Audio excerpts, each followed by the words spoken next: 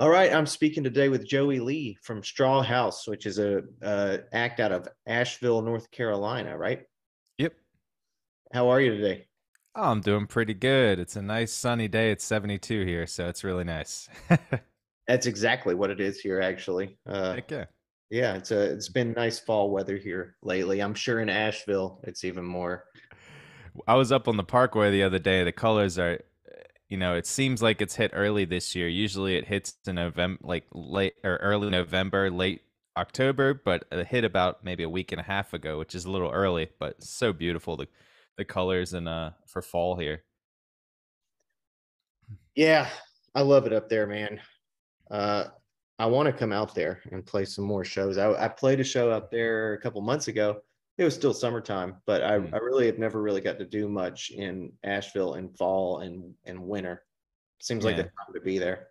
Yeah, and there's so many venues here. Crazy. I've been here for about 12 years, and just from the time I moved here to now, just seeing how big the venues. I mean, there used to be two big venues here. It was the Orange Peel and then the Thomas Wolfe Auditorium in the Civic Center.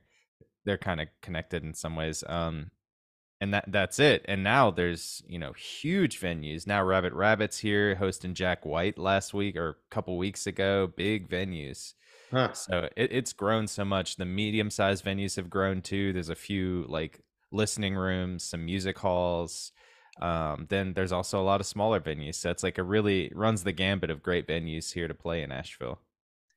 Yeah, I need to find some more of those places, man. I didn't there yeah, I don't I wasn't aware of that many options, but that sounds pretty appealing. Is Yeah. it a good time to live in Asheville as an artist, would you say? Uh, not to buy a house for sure. Not to, I mean, that's anywhere, but it is so much artistry here, just not just music.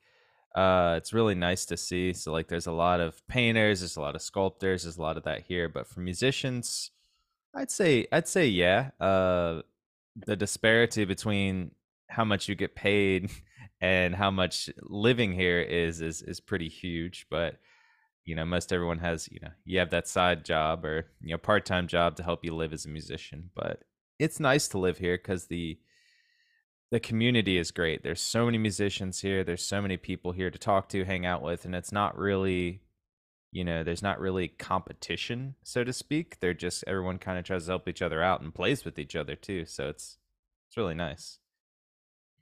All right, well, let's talk a bit about being a musician. So y'all reached out to me. You reached out to me. Someone reached out to me a couple months ago and kind of saw what I was doing here with the podcast and said, "Yo, I'm releasing music. Like it's cool." And I looked into the band, and the band has changed since then. And I Mhm. maybe we should start with just like maybe you can tell me about that change.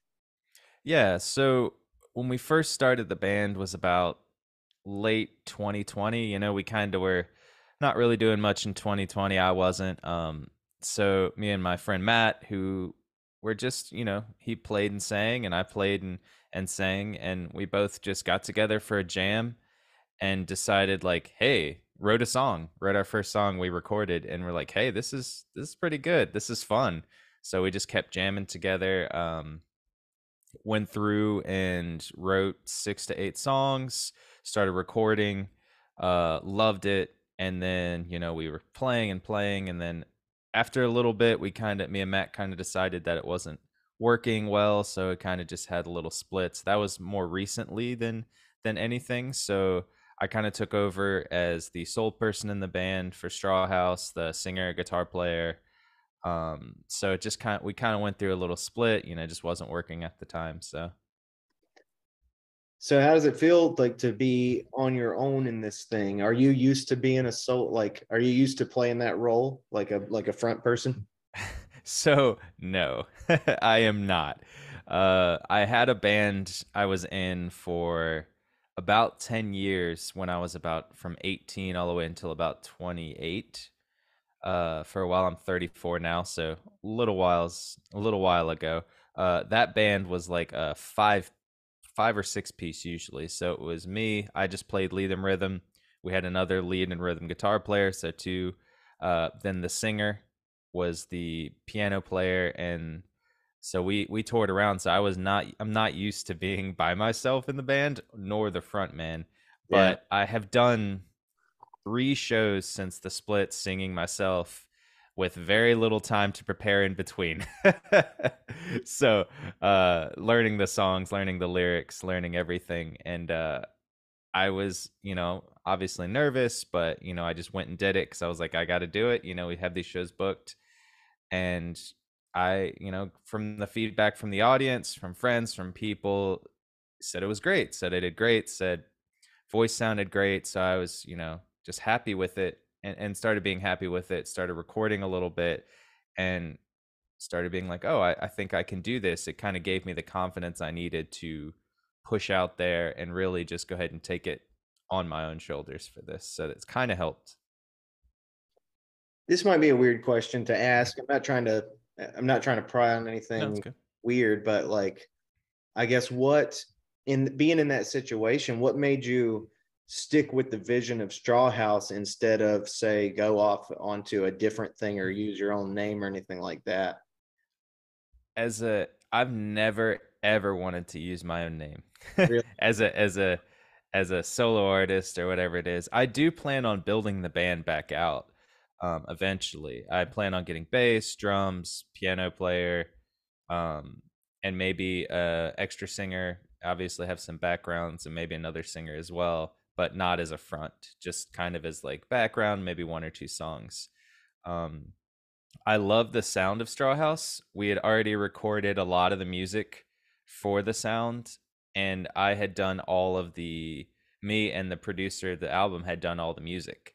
So the sound is already there. The only thing that needed to be put on top was the vocals. And since I already had helped with the melody lines, me and him both wrote the lyrics together. It was, 60-40, 50-50 for the most part for lyrics.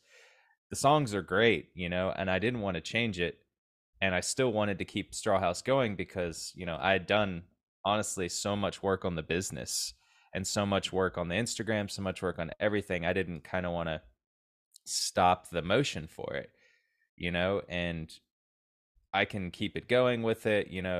I learned all the vocal lines that he does as well that we made together. So it was all 50-50, 60-40 for the most part for it. So I feel like it's still the band, and I always wanted it to be more of a moniker than just a solo thing. Yeah, that makes sense. And I mean, when y'all reached out to me, it was very evident that you had really thought your releases through, and like you had Mm-hmm. strategized around all that, and you had it appeared that you were building up some momentum around these things. So I totally understand that for sure. Yeah, it definitely took a little hit when the splitting happened, but I'm working on getting back on a good timeline through it. So go back to the studio in November, early November, and hopefully start getting stuff back out consistently in December. Have a few shows booked in November, so still working through that. Are you used to songwriting on your own? Yes. You've been doing that a So while? yeah, so before I started playing with Matt and writing with him, I'd written on my own. And then even during, I was still writing on my own. I was just putting those forth for Strawhouse. So it's normal to me. I love having a second person to help songwrite too. You kind of bounce off ideas, but I don't need it in a lot of ways. I love it, but it's not a necessity. I was listening to some. So let me share some shit with you that Hmm. you and I. This is one of those episodes you and I don't know each other, so there's a lot of groundwork to lay before we really get cooking. Yeah. Uh, Something you could know about me is something I'll share with you about this podcast. Um, this podcast, my desire for this podcast, and where the idea came from, in many ways, was wondering why comedians and stuff do such a great job of networking within their social media platforms, but musicians can't seem to manage to as Yeah. often. Yeah. It's weird. It's almost like musicians are supposed to be more elusive and not quite as vocal or something. And then when they are Yeah. vocal, it's kind of special. But Yeah. I'm trying to say screw all that. So I'm gonna so now I'm and another thing I like about what some of those comedians do is especially when they talk about sort of the craft. So I'd love to ask you about your relationship with songwriting and what that's like for you. What tickles your fancy and what you think you care about in the craft, I guess. So, songwriting really to me, I've always wanted, I don't know, I never really wanted to be obvious a lot of the times. I do listen to a lot of pop music today, and a lot of it is obvious, still good. Pop music is popular music for a reason. Um, but instead of, I've always been the style of like, I don't want to say I went to text somebody, you know. I always want to say I wrote a letter or something like that, even if that's not how it is. You take kind of poetic licensing. And so I've always wanted to at least have some kind of underneath feel of art poems, still having that kind of at least a 60s 70s style vibe in there, because I feel like a lot of that, I guess they were writing letters at that time still. But I've always just wanted to make it so it's not always obvious what I'm talking about, so have an underlying theme to it, an underlying method in it. It's always been fun to me to write. I will usually have some kind of idea for the song first when I get ready to write. So I'll have like maybe a guitar riff or guitar set of chords, and then I'll have a overall theme of the song, I guess, like how I'm feeling. And I think that helps to get at least get the song started, and then it can move to wherever it goes. Yeah, I'm definitely the same way with like modern devices and stuff like yeah, I would never I say never. I did do an album that was kind of about modernity, and in that album I did do a lot of writing about modernity, and I did say things like text, but that was a departure for that particular project. Yeah. Ordinarily I would say the same about myself, but you mentioned the 60s and the 70s. What is that time period in relation to your writing? Like, is that a time period that stands out for you as a reference? Yeah, I think so. I mean, I love the writing of bands like the band, Neil I love Young. the band. Yeah, some of their songwriting, it's technically about stuff. Some of their stuff, like The Wait, I'm just kind of like, I have no idea what the song is about, but I'm sure when they were writing it, there's some deeper meaning behind it. It's, when he sings Crazy Chester followed me and caught me in the fog, I'm just like, okay, I don't know what's going on in this part. If you're looking at the top of it, but maybe when they're writing it, it's kind of like, okay, there's probably some reason why they wrote that verse the way they did and the way he sings it the way he did. Rick Denko sings it. So I love the band, love Neil Young, love 70s Southern rock, um, love 60s folk, especially 60s folk too. There was a lot underneath those lyrics. Um, so I feel like I kind of mesh with them, especially words they use, just vibes that they use in their songs. Um, Obviously with trying to keep a little bit of a pop feel, because you still have to resonate with the majority of people. So I feel like verses you can always kind of go a little bit off a little more, but choruses you kind of go into that like pop sensibility when you're writing in a pop chorus. Hmm. Yeah, man. Yeah. Did you read Levon Helm's book? Mm-mm. I want to though, I really Yeah, do. I'd recommend it. And there's a piece in there where he talks about, because it is an interesting time period. It was like according to Levon, it seemed like kind of like they were all participating in music as it was on the cusp of evolving from being about going out and partying on the weekend, Hmm. being about like intellectual, like weird, confusing stuff. And that is like, it seems like when I think on that time period and what it is now characterized as, even though I wasn't around for it, Yeah. seems like that's what a lot of people were doing. We're stepping from this known place of almost like wholesome fun Hmm. to this unknown territory of imagination and mystery, and like, what if we don't have jobs, man? Like, Yeah, yeah, what if we just smoke weed and fuck, and yeah, yeah. it is interesting to think about that movement in music. And so that's interesting. How did that become an influence for you? Clearly you're a year older than me. You're not you weren't around for that music. Like, when did Yeah. you fall in love with that time period? So I really fell in love with it in college, I would imagine. I think I started listening, so it does kind of show my age. When I was in college, I didn't go to class that much because I was a terrible student. Uh, but I would go to the library there and I would rent out every CD I could find. And like I just started finding, and weird enough, when I was, I guess that was like 18, 19, I was like, oh, this Stevie Ray Vaughan, looks, this Stevie Ray Vaughan's CD looks really cool. I'm going to get that, listen to it all, learn it all. Oh, this Lynyrd Skynyrd CD looks great. And then so I just started going through the 70s.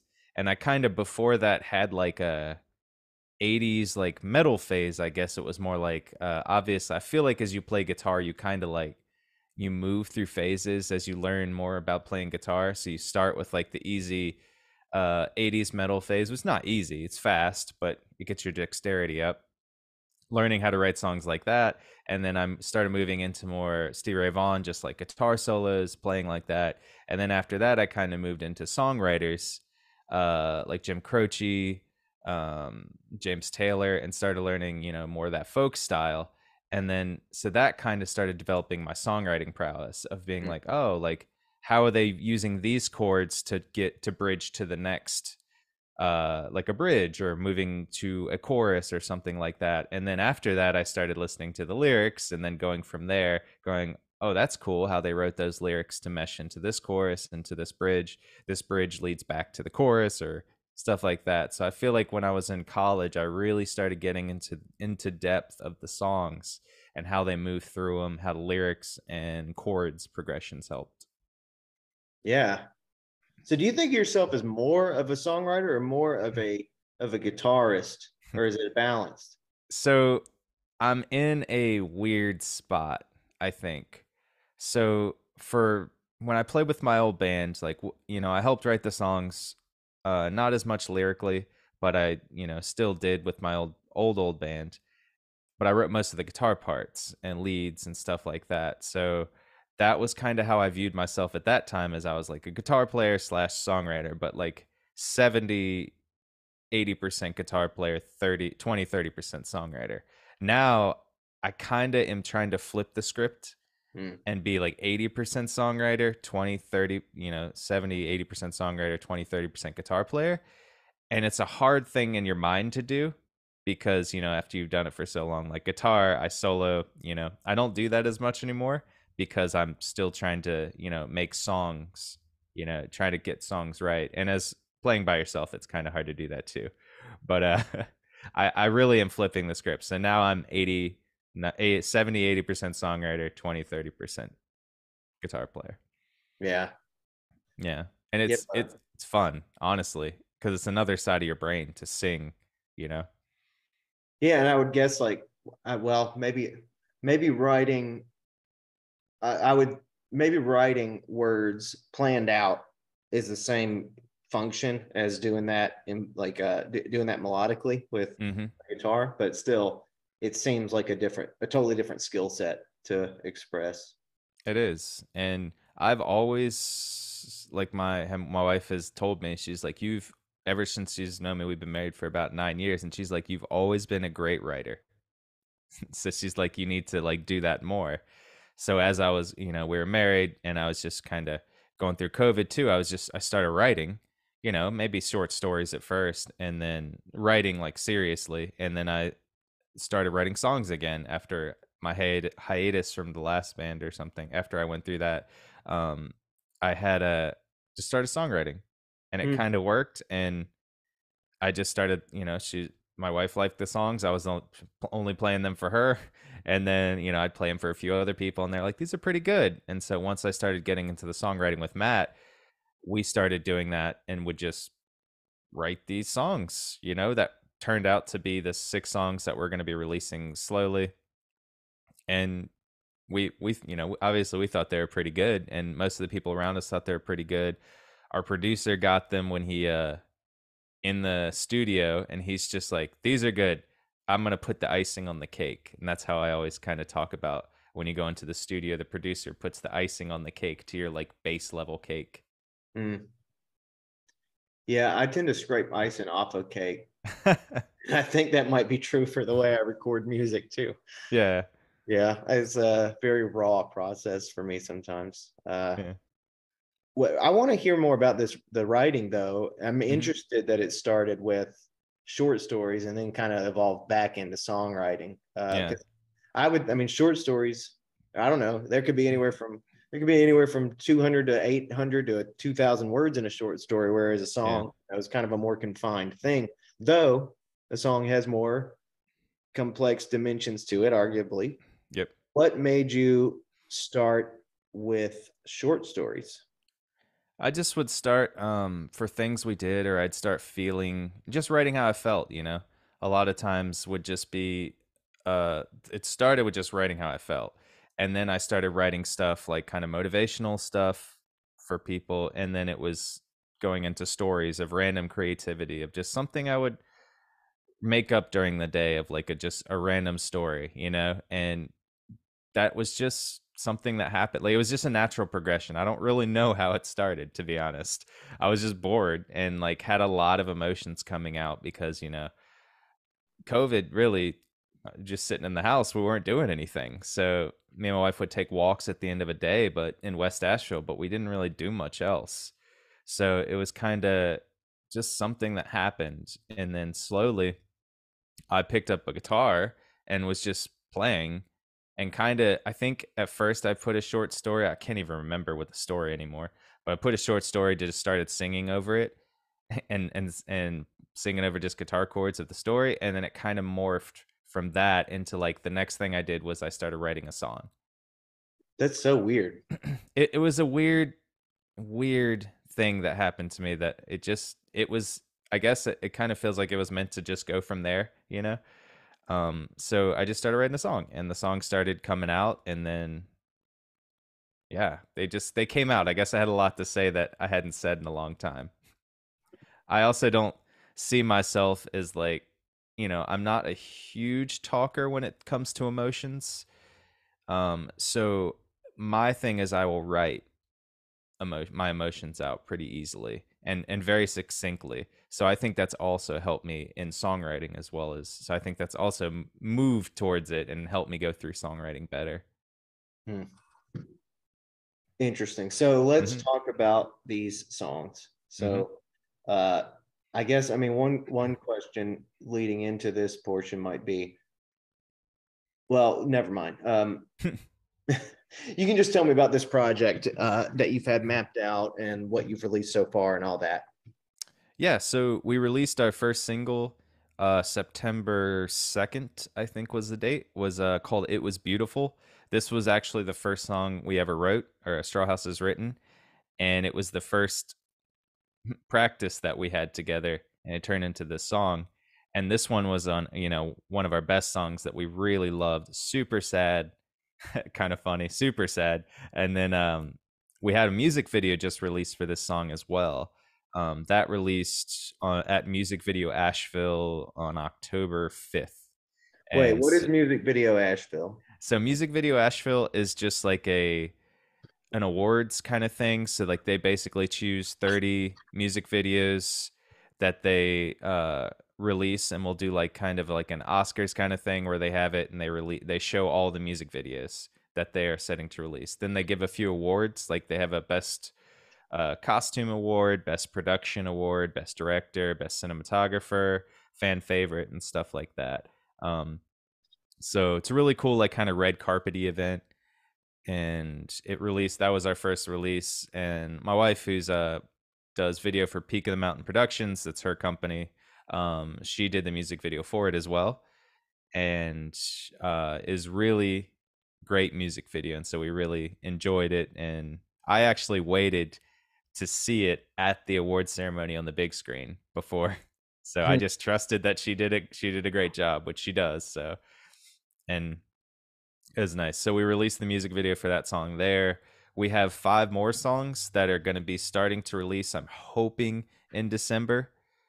um, which will have my voice on it. The first song has Matt, and then after that, our plan is to release a full album of 8 songs early next year.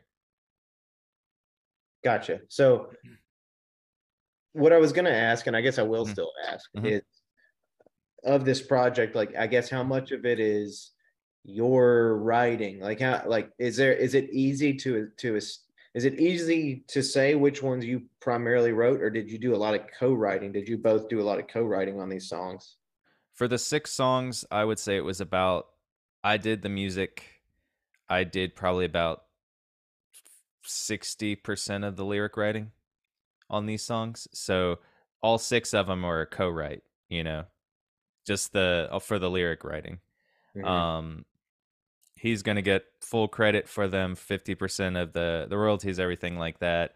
Um I'll just be singing on the next 5, and then once the album is released, all 8 songs will have my voice on it. So it'll be one of those things. It's a hard thing to have, a separation, but sometimes it's needed to make the band go forward and things like that. So Yeah, man, it's weird for us to have to continue to like kind of contextualize things through that lens. And I'm sorry, it's like I feel sorry for asking so many questions related to that, but it's okay. yeah, I guess in terms of your story, I mean, this is a significant part of Strawhouse's story, so Mm-hmm.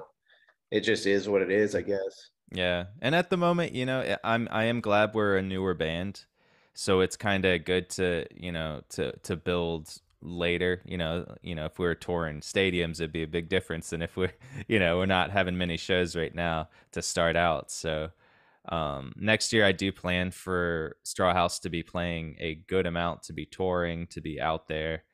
At this year's just kind of been a slow start, so. Did you say what the name of the collection of songs is? No, I don't. There's not going to be a name. They're all 6 going to be just kind of singles. Yeah. Once the album comes out, there is going to be the 6 singles, 2 more songs as the album. Gotcha. Like, I don't know exactly how to ask this. You told me you wanted to expand the band, fill out the band with other parts. Hmm. Um, I guess do you think that are you not codes? Is that like in response to? Is that just part of the vision for what the band is, or is that to do with not wanting to be a solo act or something like that? I mean, you know what I'm asking. Like, Yeah, yeah. what's that? What's the motivation to add to the band beyond yourself? That was the goal originally. The goal originally was to get piano, and even on the album, the songs, there's piano, there's banjo, there's mandolin, which I also play sometimes in there. So it was originally the goal, and I think I've always, as the vision for the band, I've always wanted to have other parts there, drums, obviously, bass. As a solo act, it's good. I can do, I like it. I like sometimes playing as it, but I do have a bigger vision for how far the band will go, or where we're going to go, and kind of the style of the sound. I love the sound that, from the first song, love the instrumentals, love the parts in there. So I love adding that to it, and I want to add that to the live sound. At the moment, it's not, I'm not there yet getting all that set up together. Kind of still need to build the band, I guess profile it, I guess, a little bit more, and kind of nail everything down from next year's part. I do have people that are kind of already interested into doing different parts of the band, like bass, have some mandolin player, a banjo player, but generally I want somebody who can do all 3 of those things. Well, not bass, but the mandolin, piano, banjo, and kind of do all 3, so it can switch on different songs, so we can have a different style. Because this band is a folk rock band in what it is. So drummer, bass player is definitely one of the needs that I felt would drive the sound heavy. Mm. What do you So think? How do you define folk rock? uh I would say folk rock would be the Lumineers. That would be my idea of what folk rock, at least folk rock nowadays. Um, so basically writing songs for with an acoustic guitar and adding electric to it. Kind of what Bob Dylan did in the I guess the 60s with the band as his backing band. Mm. Yeah. That's kind of how I envision it. I don't imagine adding like a what is it called, like like what the Avid brothers I guess ended up turning into, adding like a synthesizer to the music, and kind of grew that way. I don't imagine going that way, but again, you never know where the sound goes after like 5 years. Are the Lumineers, are they an influence? hmm they're probably one of my newer favorite bands Really? out there. Yeah. I know they're not new. I think that's funny, but for when I discover new music, it's usually like 10 years old. To me, it's like new. Lumineers, like Avid Brothers, have been around, and I kind of started looking through their backlog, and I was like, oh, they've been around since like 2004. Some of them, I'm like, dang, that's crazy. For me, like I'm an old soul for things, so I don't really like search out new music a lot. It's just kind of if I hear it on the radio and I'm like, yeah, I like that, or on a TV show. So I would say Lumineers are a big influence for me. Obviously, 60s, 70s rock, folk writing especially is a big influence for me too. I'll be real with you. I don't. I have not connected to the Lumineers. Really? They're on a list of bands that I kind of talk some shit about occasionally. Do you not like the guy's voice? Sometimes I do. Sometimes I don't. I've Yeah. not. I will be the first to admit I haven't given them the most fair shake. Yeah. But I think a lot around their. So what I felt like happened was there was kind of a shift. I'm one of those fucking people, man. That's like, as soon as like I like being a little bit on the underground or like on the alternative side, and then when I start to feel that tide shift, Yeah, yeah. the first indication that it's succeeding, then Mm, I get like kind of bitter or something. And yeah, that yeah. happened when I was in high school and I liked like emo stuff. When Yeah, yeah. Fall Out Boy happened, I was like, okay, well, I guess this is like that's it for me. And for me, Yeah. that's kind of what the Lumineers were with that song about I belong with you and you belong with me. Uh, Yeah. just like the branding around them when they were popping off, when they were first kind of hitting the mainstream, Yeah. I was like, oh no, like this just ruined all of Americana and roots for me for a while or something. Mm. And it was I it was just because partly probably because I played a wedding and I wore a cowboy hat and someone told me that we looked like the Lumineers and I was like, man, fuck y'all. It's like I don't even know if they wear cowboy hats. That's the kind of funny thing. That's not even their vibe. That's fun. That's crazy. I do Yeah, get told I look like the Avid brothers guys. Like, really. yeah, I was dressing. I think me and my wife did a Halloween thing, and I guess we were in like Western wear, kind of. And then they were like, "You guys look like the Avid brothers," and I'm like, "They're not even a Western band. I think they're from New York." Yeah, I was just like, "This is like that doesn't make sense to me." But Oh, anyways, you say the Avits? yeah, They aren't they are from New actually York? they're from here. Oh, they're from. Oh, okay, yeah. They're from Cary. Oh, okay. Yeah, Huh. but still, they did do a lot of their work in New York, like when they were kind of Mm, coming up. I believe yeah.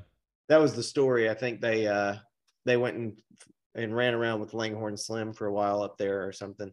Mm, But uh, but certainly they're not a Western band. They yeah. I they, guess just that style, folk rock, kind of adapted the westernish, kind of like cowboy hatish, wearing vests and stuff like that. Kind of adapted that into the own culture of the sound as well. Um, yeah, in a which way. it's fine. I mean, all of these genres of music have a wardrobe to them, and I Oh don't yeah. oppose it. And I mean, I admit that I actually there's a song by the Lumineers called "Slow It Down" that I Mm. love. I just haven't given them much of a chance beyond their hit song or whatever. Yeah, So yeah. it's really my problem and my need alternative. Yeah, But yeah. regardless of that, yes, these things come with a wardrobe. There's bound to Yeah. be overlap. What bothers me is just I hate that it bothers me, but if it's odd that it still feels like there's there's like a detailed perspective of all this stuff And then Hmm. there's like a generic perspective of all this stuff. And the generic perspective of all this stuff still seems like I don't know, like that mainstream country or whatever is more primary than alternative country or than folk or than Americana or all these different art forms. Yeah.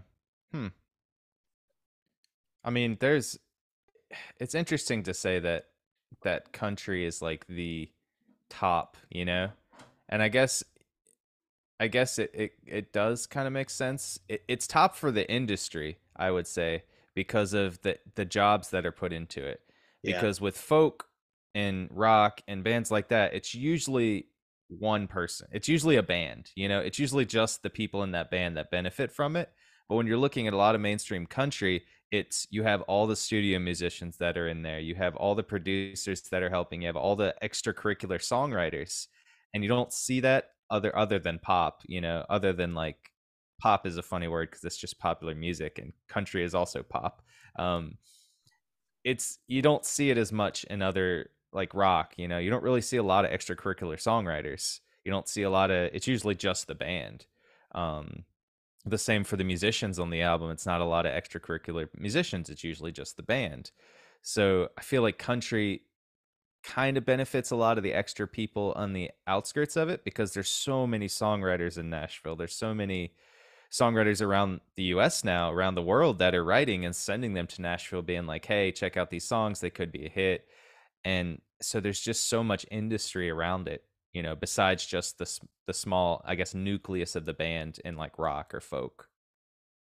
Yeah, you just made me think of something I hadn't thought about, but that kind of reminds me of the extra credit that like rap and hip hop kind of deserves in that Oh, true. department. Yep. Because like those guys, those artists, even it's such a different industry because like the guys that are the most successful, they Hmm. do their own writing for the most part. Like some of these guys have been criticized for not doing some of their own writing, but Yeah. for the most part, they truly do, and they're involved in their beats, and they're involved in even somebody like Kendrick is involved in like choreography for his shows, Hmm. set design, and wardrobe and all this stuff. Like Yeah. they take it to the max, unlike a lot of people do that, at least as far as we know or think of in certain genres, especially in terms of the actual material that they're performing. Yeah, and they build their own brand, which is like a big thing I think in I guess rap, is building that brand of like how you rap, how have sing, how you sing, who you associate with, who you are in music videos with, stuff like that. They build a huge brand, and they have so much, a lot of them have so much, try to get so much control over it because that's better, you know. In the end, long run, you have a little more control over what you're doing, where your music goes, you know, who's with you. I think, and that's a lot of it, is that they have to build the brand to differentiate themselves. And like I feel like country, once it comes in there, the brand's pretty built, you know. Like they make the joke about that country has just like these songwriters that write, yeah, okay, it's a country song about my dog died, my truck, you know, all that kind of stuff, you know, my wife left me, all that kind of stuff. It feels like it's very, I don't know, not presentation. And I love country. I do. I think it's great. I think the songwriters, I think the portrayers are great, but I do feel like a lot of it now is just kind of gelled into one little, here you go, here's your brand, you know.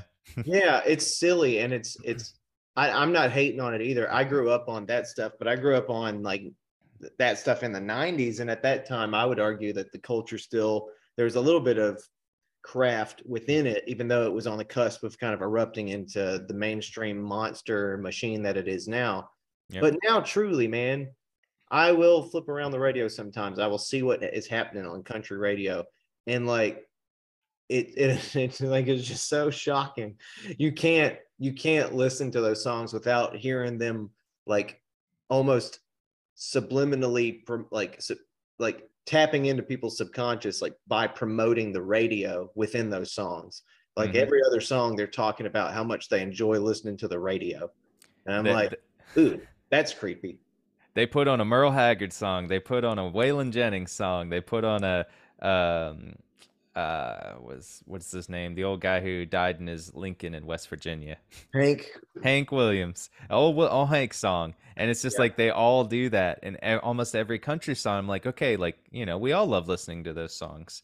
But every song, it doesn't have to be listening to a song, and I guess that's their single that probably the record company chose for them to put out. But But um another thing that's so absurd about that too is like I've said this before on this podcast. Sorry for repeating myself to those who actually to those who listen all the way from episode to episode. But what's so funny to me about that is you take somebody like Jason Aldean and they're describing this epic cornfield party where all these redneck guys have shown up with their blonde girlfriends. Like somebody cut on some Johnny Cash because like we're partying now. But yep.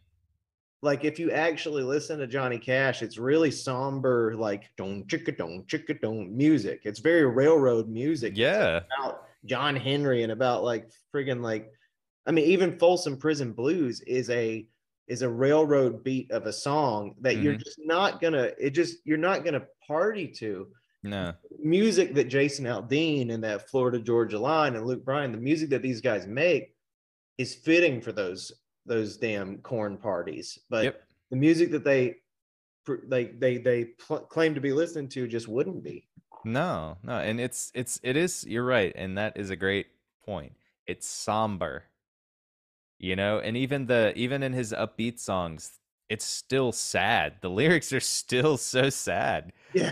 And it's just like, oh, I mean, I'll drink to that, but if I'm having whiskey sitting down in my house, not if I'm in a cornfield trying to party and having fun with women or having fun, with my best friends or something like that. Like that would be more something else. Like you're saying, Florida Georgia Line, you want to listen to that with a synthesizer with a nice bass beat on there. Yeah, that's kind of funny you said that too. I don't know why we got off that necessarily, but Yeah. I mean, alternative music and stuff and Americana. Like, I mean, what do you identify at all with? I've heard you talk about folk rock and you talked about your influences. What is your perception of the terms like Americana and roots? Are those too Southern or too country for you?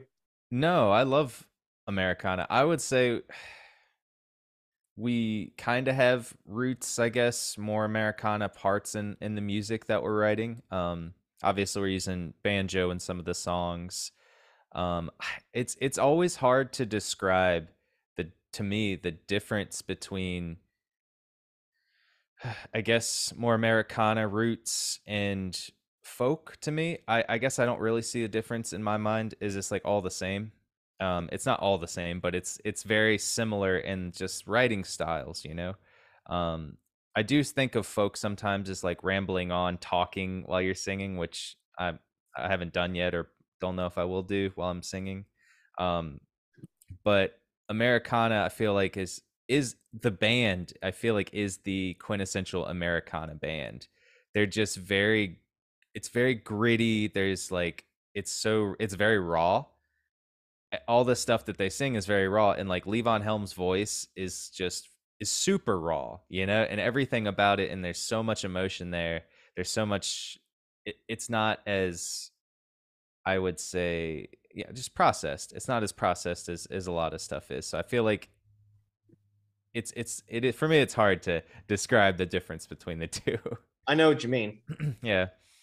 I also think they might have been the starting point of a lot of that stuff, but yeah, I it's weird. I think of Americana as like having his people might I could see why people would say this about roots, but roots is a weird term anyway. But I in my own brain, I think of Americana as having this historical value to it or something, or like an artistic reference to a tradition within music.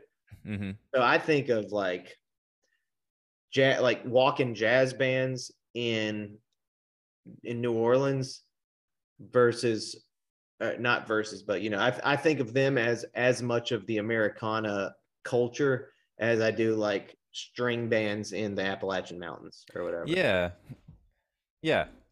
I think that's actually a really great point. Yeah, is that they bring some kind of songs or albums or even feeling of culture, that comes with the music. That's a great point. I actually didn't really think about that, but that is kind of how the band did it, because a lot of their songs are about the South or about the culture of everything, and it's just very interesting for bands that bring that in. Yeah.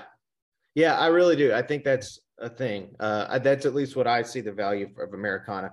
When we get into comparing folk and alt country and roots, that's where I do start to get lost, especially with alt Yeah. country. I feel like alt country is just what they would all fit under, but I don't know what makes country so special that it has to have an alt, you know? Right? Yeah. I don't know. I just feel like that it's everything is now trying to be so general. Is supposed is now here's your box. This is you. You're an alt country artist. Okay, cool. And then they're looking at somebody like you're a country artist. You're a mainstream country artist. This is going to be you. Oh, you're a rocker. You're a rock player. You're like punk or something like that. Yeah. And like they're really like differentiating because they're trying to find, and I understand it as from a marketing standpoint, because you have to have your market. You have to have your niche. You have to know who you're going for, who you're writing songs for, who your image is going to resonate the most with. Yeah. And from a business standpoint, that's like, obviously, if you nail that down, you can do a lot.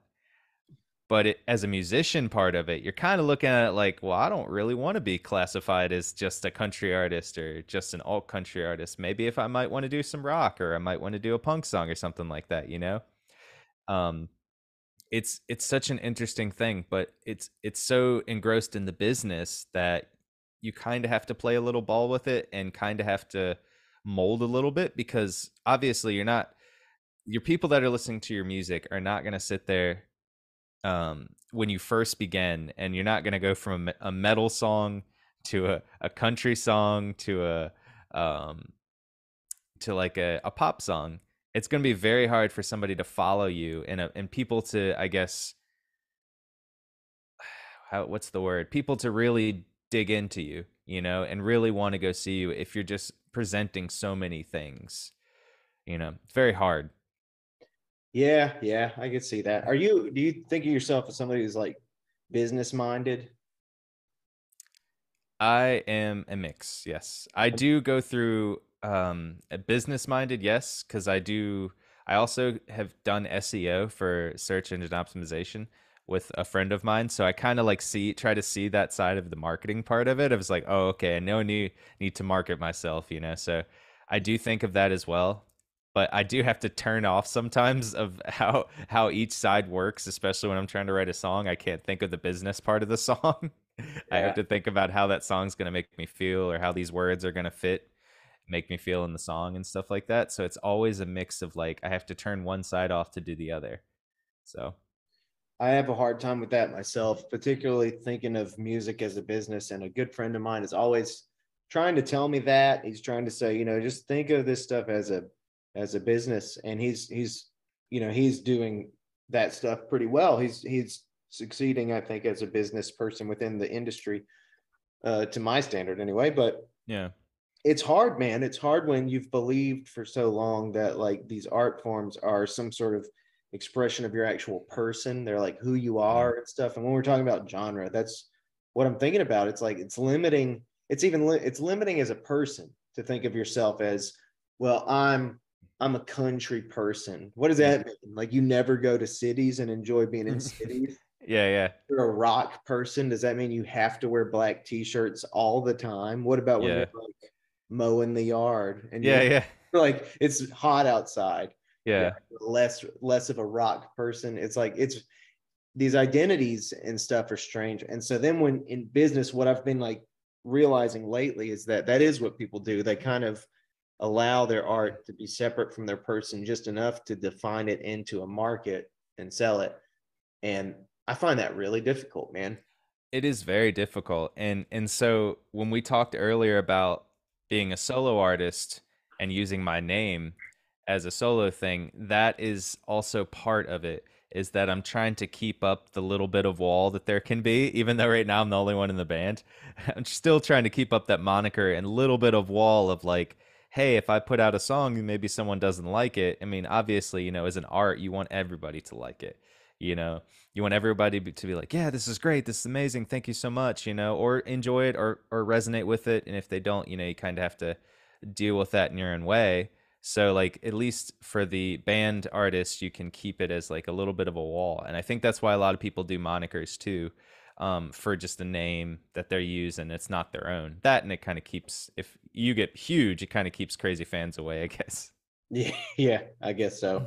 But Allows you to do the business. yeah, they'll find out your name though, one way or another. True. Yeah. What is the I want to ask about the moniker though. I don't want to ask a question that's going to like be in battle with any desire you might have to keep some mystery about that name, but it is Yeah. a interesting, thought-provoking, image-evoking name. Yeah.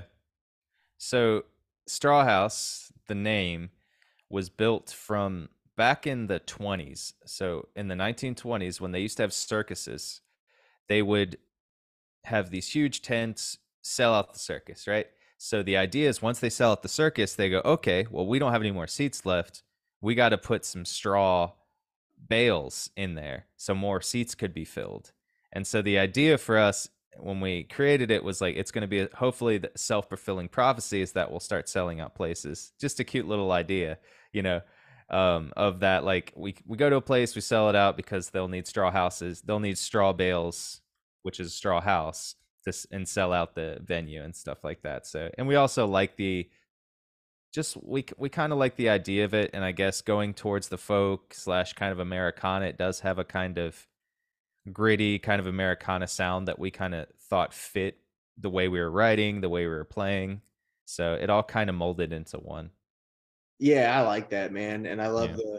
there's like a piece of, yeah, like really piece of Americana culture in there, like vocabulary.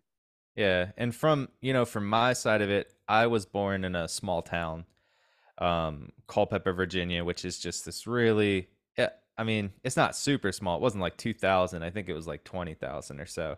But we didn't even have a Walmart, so I always take that as a really small town. They do now. It's about an hour and a half south of DC. And so I used to go to these, as you're saying, like cornfield parties. It wasn't exactly cornfield parties, but it was just parties in our friend's huge yard of trees, thick forest when I was like 16. And so I used to party, and like, so some of the stuff I just think about those old days when I write too, of just like how much fun I had, the times we had, like how careless it was, and just, so I feel like a lot of what we're doing, honestly, how we dress too. In a lot of ways, we try to keep with our color branding colors, which again goes for the business. But it just kind of goes with the theme, and we always wanted it to always be a collective theme of us, of how we portrayed ourselves, because we're not dressing unlike how we normally dress in real life, so it actually makes it easier, is I don't have to go to the store and buy a bunch of new clothes to be like, hey, this is our brand. I can just literally go in my closet and be like, oh, cool, I have like a brown coat I could wear, or I have this orange, this orange flannel on that I like. So Hell yeah. It looks like one I got last week. yep. Good for this time of year. Mm-hmm. So I think I got one. Like we'll probably have to let you go soon. One question I'd like to ask you is: are you getting out of Asheville very much? Can we expect to see you in the Winston area anytime soon? So plans are to start booking in North Carolina, most of North Carolina, in January, February, start moving out then. Obviously, when you're booking, you're kind of trying to plan like 3 months out. So working on getting us over there in January, February, March, going to start touring around then. Should still be solo at that time. At that point, looking for later in the year to start bringing on musicians of next year. So I should be over there in 2 to 3 months. I'm working with a booking agent out of Raleigh, and they're working on stuff for us now. So Very cool. yeah. Yeah. If you, I don't know, you might in this immediate area. We have Gas Hill that I might have mentioned to you already. Okay. Gas Hill is also doing something with a project called Beers and Banjos, and they're doing these shows. They feature different artists on these shows, and they do Yeah, these shows in Winston and Raleigh and different places. So that might be a thing to do if you're trying to break into new markets or whatever. Though you might be for like sure. looking for more serious listening room venues. I don't know what you're looking for, Yeah, but that's a thing that's going on in Winston. And then cool. I hope by then, by the spring or something, I hope that I'll start figuring out what things are going to look like here. So maybe you can stop in here while you're coming through. Heck yeah, I'd love that. Cool. Well, Joey, thank you for giving me the rundown of your band Yeah, and for telling me what to look forward to, man. It's been a pleasure talking with you. I have enjoyed kind of hearing your perspective about music and stuff. same for yours. Thank you, Tyler.